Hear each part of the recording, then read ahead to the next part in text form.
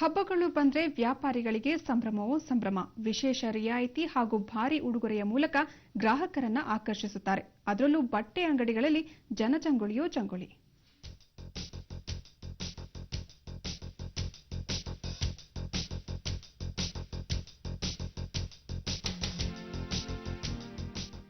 ಹಬ್ಬಗಳು ಎಂದರೆ ಎಲ್ಲರಿಗೂ ಸಂಭ್ರಮ.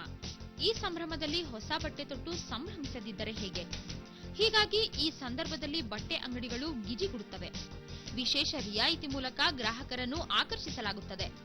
ಈಗಂತೂ ಎಲ್ಲಾ ವಿಧದ ಬಟ್ಟೆಗಳು ಒಂದೇ ಸೂರಿನಡಿ ಸಿಗುತ್ತವೆ.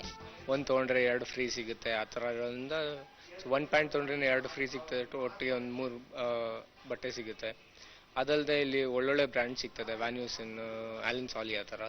ಹೆಂಗಸರು ಬಟ್ಟೆಗೆ ಬೇರೆ ಕಡೆ, ಗಂಡಸರಿಗೆ we don't have to go to different place. Everything is available in the same store. ಹೌದು, nowadays definitely I think so, S.